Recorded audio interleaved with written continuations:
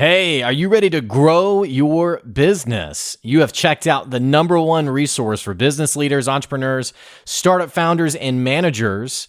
And we're going to teach you how to grow and scale your business with real actionable steps. There's no fluff in this podcast. It's just good advice. Check out this episode. If you're a first-time listener, make sure you subscribe to the podcast. And if you enjoy this episode, leave us a 5-star review. Today's episode had Jonathan Dunn on the podcast. He's a coach, he's a mentor, he's a speaker, he's a trainer. He's somebody who believes that every single person should have a personal mission statement. I think this episode is going to inspire you and encourage you. Stay tuned. Here comes your good advice.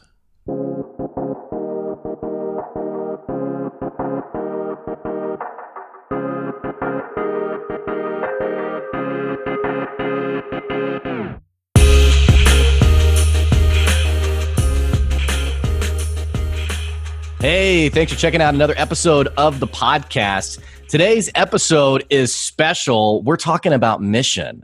Mission. We're talking about why mission is king. And in fact, I'm sitting down with a friend of mine, Jonathan Dunn, who believes that every human being should have their own personal mission statement. In fact, his own personal mission statement is that he can wake up every day leaving people better off. He's a coach, he's a trainer, he's a speaker, he's amazing. Jonathan, thank you for being here today. Blake, thank you for the wonderful introduction. And I don't know that people will see my face, but if I look a little bit red right now, it's correct. It's not just because I live in Palm Beach, Florida, and it is sunny right now. It is because I am blushing. And just to share with everyone in the audience, back in 2012, I had a very, very great best friend. Jay Folk, one of the greatest human beings I ever met. He had a heart for service. He had a crazy cool commitment to leave the world better off for his life. And we were inseparable. And I was very close to his family, his wife, Sheila, his 3-year-old daughter, Lily. And one day, Jay dropped off the grid, stopped taking my calls. He stopped showing up. And finally, about a month later, he called me and I jumped to answer the phone. Jay, what's going on? And there was a lot of silence and very dramatic silence. And he told me, John, I'm sorry, I've been unavailable. I was diagnosed with stage 4 liver cancer, and I have been asked to get my affairs in order. And it wasn't a surprise to me that he wasn't going to give up, and he wanted to ask me, his best friend, to help him fight the battle for his life. And it was in going over to his house every day and seeing the ravages of chemotherapy and what happened to him, and in some amazing conversations. There's a great book called Tuesdays with Maury about a college professor and one of his students and them having coffee every Tuesday discussing his Lou Gehrig's disease. I kind of had that as my own experience back then. And as Jay did, he died. He didn't make it. And when I was with him the night before he died, he asked me to look over, stay in contact with his wife, be a father figure to his daughter. And my mission statement was actually Jay's. And he shared that idea with me back then. I was a very broken person back then. But he said it with such a conviction that not one day has gone by since the loss of my best friend where I didn't wake up and recite that mission out to the world, be very committed to that mission, no matter what was going on in life.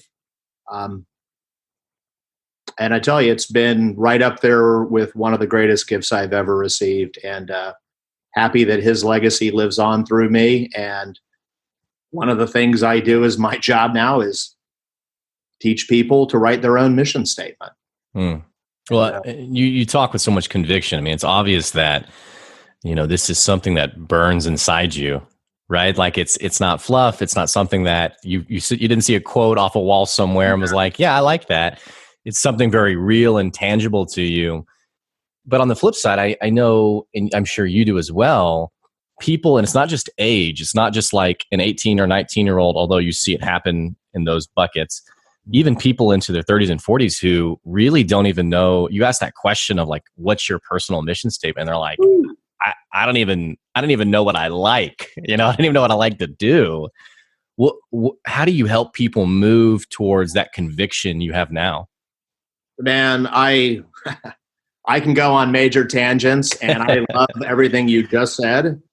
And I want to just share with people an idea that if you don't know where you're going, you are lost. And, Henry David Thoreau over 150 years ago said everyone, most people would lead lives of quiet desperation. I think if he was to come back from the grave, he wouldn't change his mind right now. And that is where most people are at. They're lost. They've been socially engineered as to what matters. And one of the first things that I do with people to get them calibrated, Blake, is to go back to the day they were born and to ask them the question, were they born as a human being? And of course, people laugh. They think it's kind of a silly question, but they acknowledge, yes, I was born as a human being. And I say, all right, good. We're on the same page here. So would you agree when you were born that you had a physical side? And they say, I have a physical side. And I say, would you agree the physical side requires rest, nutrition, exercise? And they say, yeah, I would agree with that. And then I throw out the question of, do you know what the number one voluntary killer is of people in this world? And most people don't know. If you do, and it's ignoring those three needs. And then I ask them, do you agree you were born with an emotional side? They say, I was definitely agree. I was born with an emotional side, which is where most challenges arise in people's lives. And then an intellectual side, and then a spiritual side. And then I get them to kind of reflect where they're at in those four areas. The Buddhists of the world have been doing personal daily reflections for thousands of years. And yet it's something that we don't do in this great country enough. We're always very, tell people what they have to see instead of teaching them how to see. So I teach them how to start seeing themselves through those four realms. Probably a longer conversation than the podcast will allow, but I ask them to kind of grade themselves. Where are you at physically? Where are you at emotionally? Where are you at intellectually? Where are you at independent of anyone's religious belief, spiritually? Just simply, do you believe there's a purpose to your life? Most people agree there's a purpose to their life. So I ask them to grade themselves in those four areas. And then I do a Myers-Briggs test on them. A great revealing of kind of their natural gifts. And then I just have them sit back and listen to me as I read to them their gifts. Mm-hmm. And then I read to them their opportunities for growth in that area. And then I kind of ask them what they really want to latch onto, like what really stands out to them in their personality. It's usually something that's been repressed. And I have them write their mission statement off of that data, and to just wake up for 30 days and stick with whatever they write it out as. And then we go from there, but that's the initial building block. But usually if people will study who they are as a person and come to grips with that, they can write a pretty awesome mission statement within 45 minutes. Yeah. And it feels like some people, because these people are in levels, right? You have the person who's like totally, and man, you said it was powerful what you said. People who are literally lost. I mean, lost, like don't know, when we think of that word lost, a lot of times we think of like in, some like chaotic circumstance, like you're in drug addiction, you're in, maybe an abusive relationship, like really awful circumstances. But really, I mean, it feels like you could be going to even your job, going to your job, living life, quote, but be totally and completely lost because you don't have that direction. You don't have that sense of, I guess, why is what it is. It looks like you're about to say something. Go ahead. No, I'm just listening to you, man. And it's great. You're spot on, brother. Well, and what I want to dig into is, you have the person who's there, But then you have, and like, I guess the opposite is the person like yourself who there's so much clarity and there's conviction. It's like, this is why I'm pressing forward. But then you have that person in the middle who they know the life they have now is not what they want, but they feel stuck. Oh, yeah. And a great example of this, a friend of mine, he hates his job, hates it, but he has 4 kids. And so he's like, man, I see the direction I want to go, but I also feel this burden of responsibility. And it's not just that. I've even talked to other friends of mine who, even entrepreneurship in general, they're like, man, I want to go start this business, but I have responsibilities, right? I have these kids to take care of. I have my spouse. Do you have any advice for the person who's in that awkward middle buffer? Yeah, no, and I mean, you hit another one of my very, very passionate areas. I mean, just recently, I was with my 13-year-old nephew, Reese, who I love dearly. And he says, Uncle John, I'm so stressed out. And I said, Reese, you're 13. What are you stressed out about? He goes, I don't know what I want to do with the rest of my life.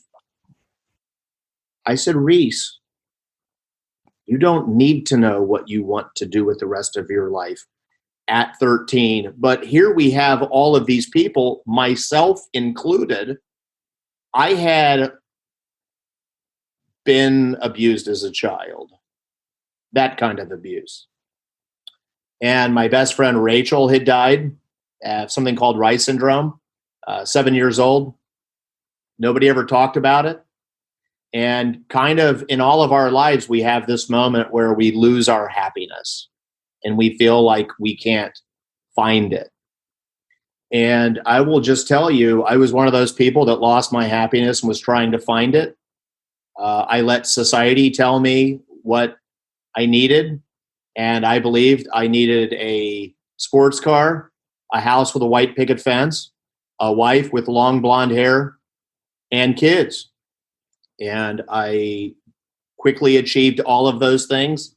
And I realized it wasn't doing it for me. And fortunately, when the economy crashed in 2008, my daughter called me the greatest dad in the world. And I thought, that's the journey that I need to go on, is being the greatest dad in the world, not worry about anything else. And that is what led me into talking to you today, essentially. And the advice that I would give to your friends is, people get themselves in a lot of debt. Debt is the new slavery. And a lot of people are trying to buy their way back to happiness. But you get one life to live, and you got to find out what you're passionate about. And you got to, I started my coaching career very much on the side. Because I had a business, I had $6,000 a month in monthly expenses that I had to satisfy. But I started out my coaching and speaking business on the side. I did it for 1 hour here and there. And then that person referred another person. And then it was a couple hours here and there. And then I found myself working on the weekends, which is definitely not what I wanted to do. But as I started to build that up, I was able to start subtracting off the other stuff, and now realize sometimes you got to add to subtract, if that makes any sense. It does. And I think what's you're pointing out is some people who feel stuck. Sometimes I wonder, and this, I don't mean this in a judgmental way, but I do wonder, I've noticed a trend of people who are, what they say and what they actually do, it's revealing, right? They're very different things. And so, for example, someone says, well, I really want to start this business on the side. And I'll say, well, great. On your way home from work, take half an hour to an hour and feed that business. That's go. it. And that's exactly what you're talking about, is it's the side hustle that you develop to create into something actually sustainable.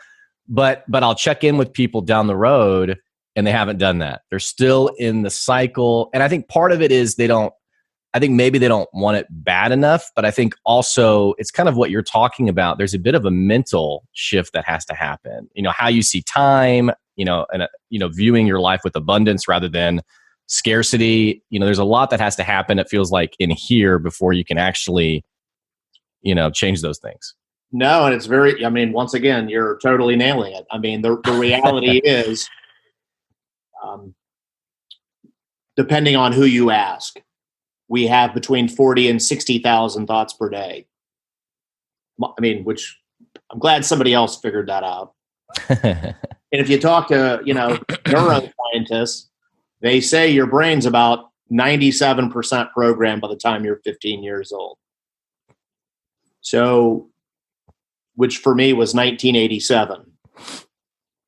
So from 1987 till 2008, which was 21 years, 365 days in each one of those years, I had those same 60,000 thoughts every single solitary day.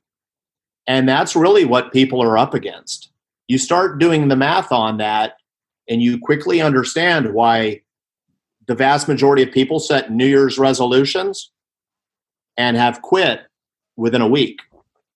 I think I read a statistic that 97% of the people quit like within one day. And it's not because they're bad people, but they've had 60,000 thoughts 7 days a week, 10, 15, 20, 25 years. And we live in such an instant gratification society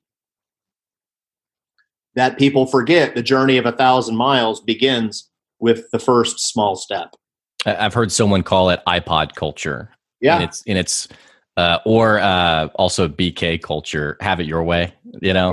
But iPod culture of, and this would have been a decade ago, but whenever the iPod came out, I mean, you could just pick your song and have it just instantly. You could instantly play it. There was no struggle with it. I mean, other than like the obnoxious syncing with iTunes and all that stuff. But, you get it on the iPod, you just play it, you have it. And that's how we view our life now is I want it and I want to have it now. And if I can't have it now, then I have no inner, it's patience, it's commitment, it's an ability to actually drive after something.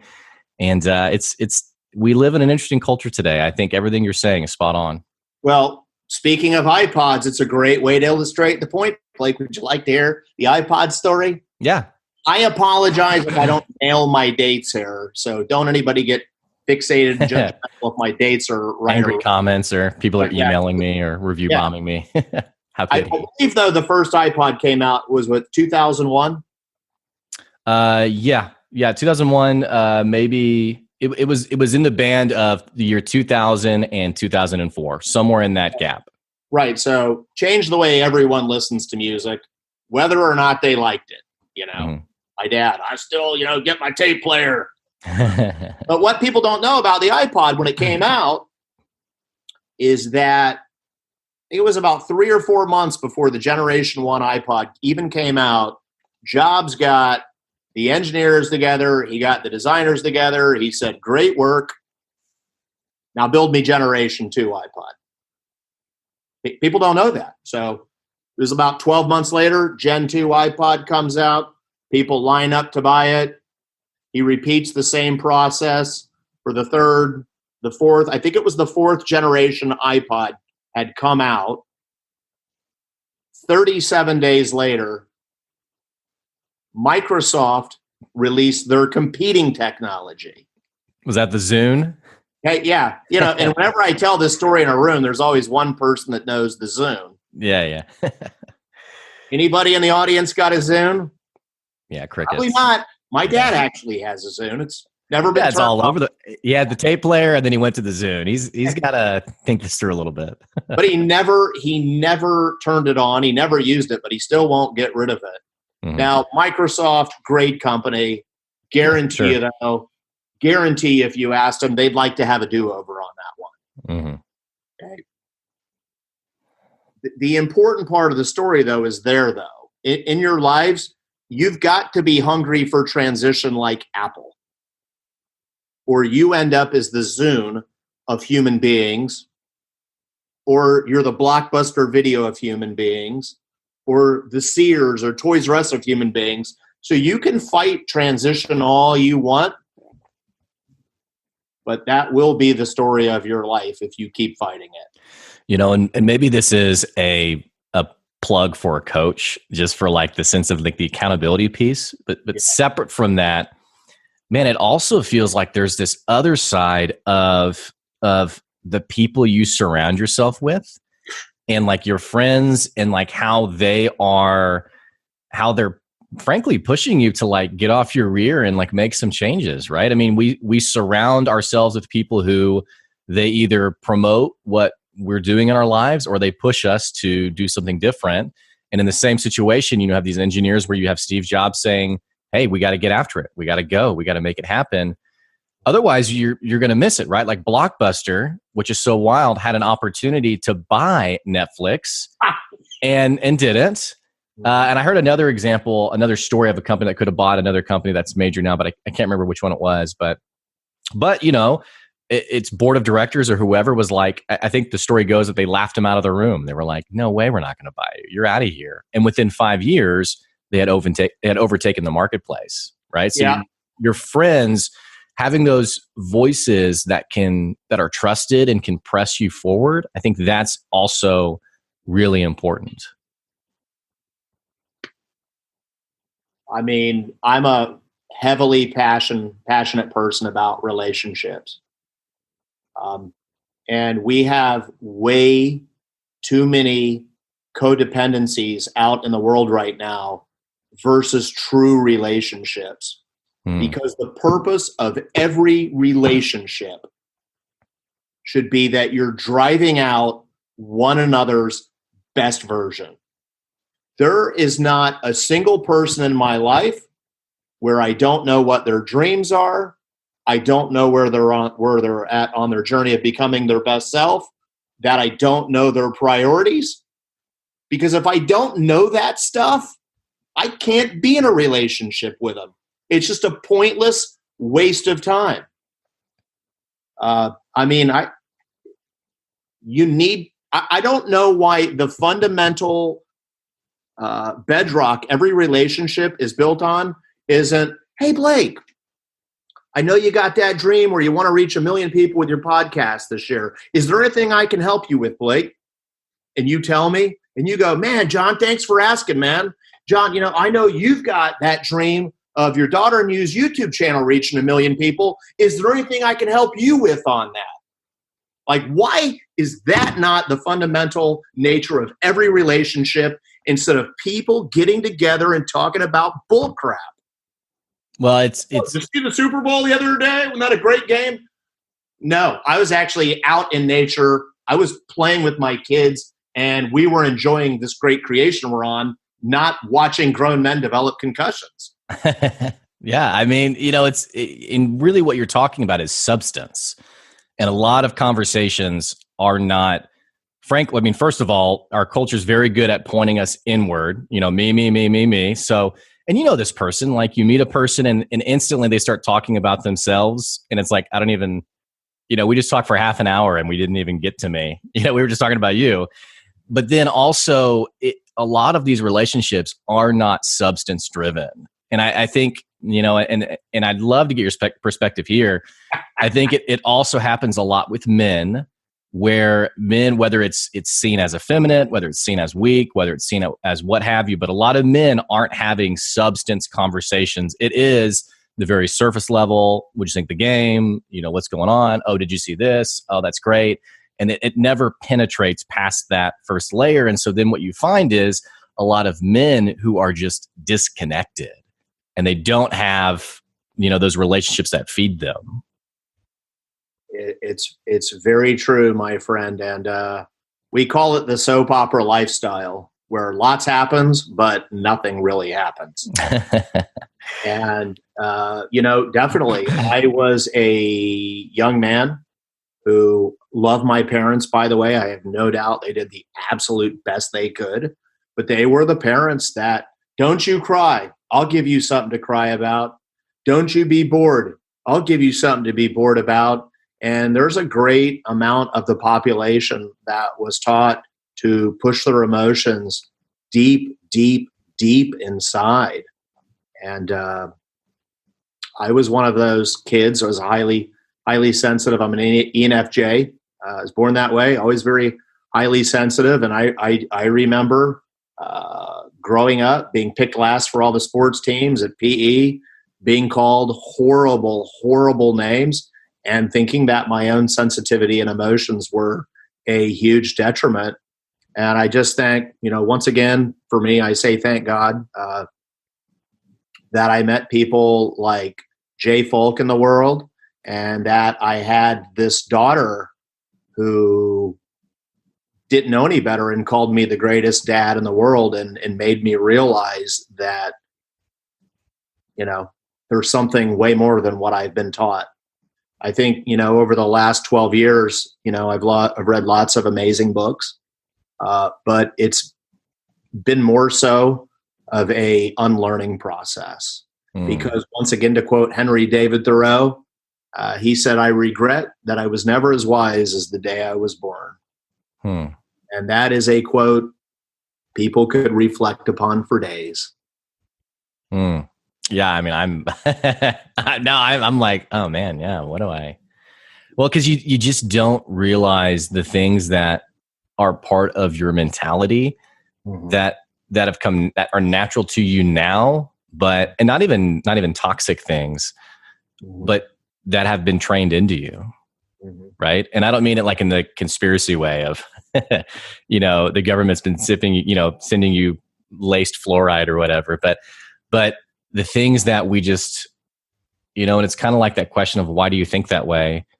And we don't always, and it kind of goes back to your comment, we don't always even take the time to reflect and think these things through. We're a very busy culture. Yep. A reflective life is a very effective life. To quote the late, great Wayne Dyer, habits rule the unreflecting herd. And you mentioned this earlier about how our culture, it's interesting how this happens in other cultures, but even like doing like leadership development and like working with some senior executives, whenever I talk about, and I've seen other people talk about this too, they talk about reflection, they even talk about like journaling, and I see people like clam up. like what? I had a friend of mine actually who he was speaking and he told the whole story about this incredible executive and like the notes he would keep and the reflecting that he would do for his business. And everyone in the room was kind of like, really? Like an actual executive did that? Like this incredible business owner did that? And it's a previous major owner of this incredible company. But we're almost like in disbelief. And I almost even wonder if we kind of diminish it as, oh, that's just self-help crap. That's just fluff. There's even a lot of like mental barrier to people even indulging in what you're talking about. What do you think about that? I mean, it's definitely, it's all very true. And I mean, I just challenge everyone, when you read a book, don't just read it and say, oh, that was a great idea. You've actually got to kind of pause when you hear something that hits you. You do need to journal it, and you need to make it real in your life. I mean, just for instance, after the loss of Jay, one of the first books I read was Man's Search for Meaning. And in that book, that in my opinion should be required reading for everyone in school, Viktor Frankl, who survived Auschwitz, his wife, his unborn child, his parents did not. He talks about how in our lives we're all going to experience suffering and that we have to create meaning from it. And that was kind of really, there was a lot of little things, the card for my daughter, the loss of my friend, deciding to create meaning from it. That's how all this was born. But it's one of the things I tell people. There's a lot of great information out there, but you can't just read it. You've got to apply it. And what prevents people from applying it is ego.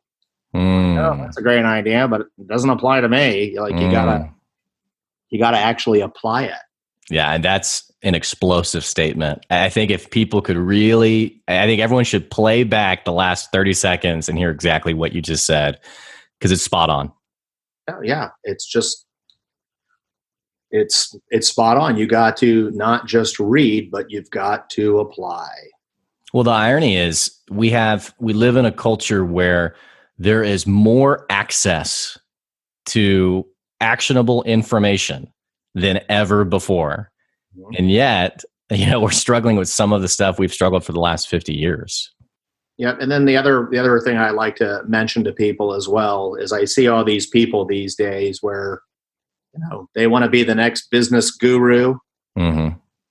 And, I want to go back to another Wayne Dyer quote, and it's correct your mind and all else will fall into place. And it is getting yourself dialed in before wanting to jump to any of that stuff. Mm. If you're very committed to that, your life will turn out just the way that it should. Mm. I love that. But, thinking about that ego blind, it makes me think of a guy who was struggling in his business, really struggling. And I recommended, I don't know if you've ever read E-Myth Revisited by Michael Gerber. Classic business book, really great. And I think it's where the original quote of working, are you working on your business or in your business? Oh, yeah. Well, so I was telling about this book and he's like, that book was boring. And I was like, really? And he's like, yeah, it didn't apply to me. And I go, okay, well, it's literally about a failing business, which is where you are. And he was like, oh, yeah, well, I didn't really think of it that way. And I was like, yeah, you could have put your business name in the book and it would have been like case in point, but he couldn't see it. Right. Yeah. He just couldn't, ego or not, just couldn't really, it just didn't click for whatever reason. I think that happens a lot. No, man, look, everybody gets blind spots. I mean, here at our office, we're all coaches and we're all coaches that have coaches because everybody gets blind spots. Well, it's just a fact. And you and I are both biased in the sense of like the coaching side of it. It's obvious why it works and why it's right for us moving forward. Do you have any advice for someone who maybe, and I guess this is a shameless plug for yourself, but any advice for someone who's maybe they've thought of a coach, but maybe they're hesitant. Maybe they're thinking like, man, does that stuff even really work? Am I going to waste my money? I mean, there are like thousands of coaches out there. I mean, is this something that would be good for myself, my business, what have you? What advice do you have? I mean, look, I am all about having a coach. I mean, it's been such a thing in sports for so many years. And we're really on the front end wave of it right now with people getting coaches and business getting coaches. But yeah, man, I'm all about like look for referrals and look for a proven track record because there are, I mean, just like really in any industry, I mean, there's a lot of people out there that probably shouldn't be calling themselves that. And it's, even for myself, why I always ask for a paragraph after I've worked for someone for a while. We do lots of videos here because that's a thing now. Yeah. But spot on. Right. Give it a chance. But if they don't have referrals, recommendations, testimonials, whatever you want to call it, I mean, I'm not saying they couldn't be good, but go with your gut. Yeah. and you mentioned it, you said it, and I agree. Our guru culture today, that feeling you have in your gut on this person in front of the Lamborghini, is this too good to be true? Yes, it's too good to be true. So go with substance, not, chasing your own financial worries. No, I mean, it's why by and large, I'm a huge Wayne Dyer fan, a huge Viktor Frankl fan, and, Matthew Kelly fan. Like, these guys had their backs against the wall. They made it out to the other side, and that's where most people are at. And I like learning from people that really did it. Yeah. Not to say there's not some great ones that, didn't have that same journey. But for me, I like to deal with people who've been there. Well, I'll say I've learned a lot from you today. It's been an inspiring conversation. Man, I personally just feel renewed. I'm just like, yeah, I just need to keep getting after it. What can the audience do right now to engage with you, to follow you? I mean, give us what's the best thing people need to be doing to engage with you. I mean, first off, and I mean, you know this now about me, Blake, like you can connect with me on LinkedIn, Jonathan Dunn. I'll never try to sell you a single thing. It's not who I am. I also, you can just directly email if you want, which is jdunn@floydconsulting.com. That's our business. Floyd stands for finally living out your dreams, because that's what we help people do. And I really mean it from the bottom of my heart. Like, please connect with me. Please send me a question. Like, I will just be happy to be of service. As long as we're focusing on our relationships, the rest of life will just take care of itself. But as far as an actionable item that everyone needs to be doing today is they need to be getting with their friends, they need to be getting with their family, and they need to dream 100 dreams. And I mean it, 100. It's not an arbitrary number, but that's really the first step in disrupting that 60,000 thoughts per day that's going through your head and being prepared to take the next journey. Jonathan Dunn, man, I appreciate you joining us today. Thank you. I have to ask you, since I now say it, I got to stick to my thing. What is your main dream, Blake, and what are you doing about it? Man, I have a hunger and a thirst to impact as many people as possible. You know, I don't envision myself ever being on stage. I don't really envision myself, in front of thousands of people.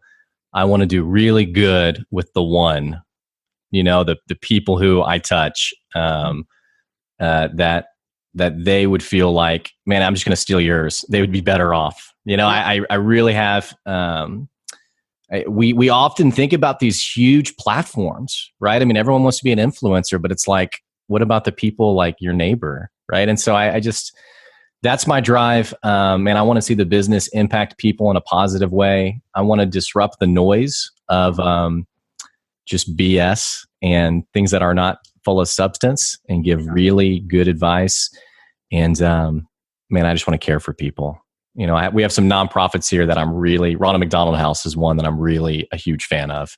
So that's my shameless plug for them. Everyone go get involved with the Ronald McDonald House Charities organization. But man, I would love just to remove the financial burden that is keeping some people from moving forward in life. So that's the reason for the business. It's to fuel that ambition. So love it. That's I know what you're doing about it because we're doing it together right now. So yeah, you have to answer that part. Yeah. So, and it's been incredible, man. I left my job I didn't do the side hustle. I wish I had. I just jumped right off, and it was extremely hard, but it's been really sweet these last probably 6 to 8 months. It's been really sweet. So it's certainly a great approach for those that are like the polar bear divers. Well, I don't recommend it for anyone. The reason I had to was because I was working for a consulting firm, and it felt like the thing of integrity to do would not be to do it on the side, because really if I was working there, I should be sending those customers to my company that I was working at. And so it felt like the right thing to do was to leave, just to keep those boundaries safe, I guess. So anyway, that's me, man. Well, kudos to you, brother. It's been a pleasure.